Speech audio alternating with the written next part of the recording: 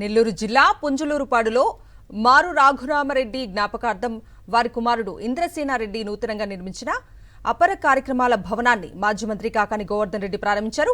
రఘురామరెడ్డి సంవత్సరీకం సందర్భంగా ఆయన చిత్రపటానికి పూలమాల వేసి నివాళులు అర్పించారు. రఘురామరెడ్డి తనకు ఆప్త మిత్రుడని, ఇటు వైఎస్ఆర్సీపీ వెన్నెముకగా, అటు ఉప సర్పంచ్గా గ్రామ ప్రజల సంక్షేమం కోసం పనిచేశారని కాకాని కొనియాడారు. వైఎస్ఆర్ కాంగ్రెస్ పార్టీకి వెన్నెముకగా ఉన్నటువంటి వ్యక్తి, నాకు వ్యక్తిగతంగా అత్యంత ఆప్తుడు, కీర్తిశేషులు మారు రఘురామరెడ్డి గారు పొందులూరుపాడు గ్రామ పంచాయతీకి వైస్ సర్పంచ్గా, అటు పార్టీ అభివృద్ధికి, గ్రామ ప్రజల సంక్షేమానికి కట్టుబడి పనిచేసి ఒక ఉన్నతమైనటువంటి వ్యక్తిత్వం, మనస్తత్వం కలిగినటువంటి వాడు.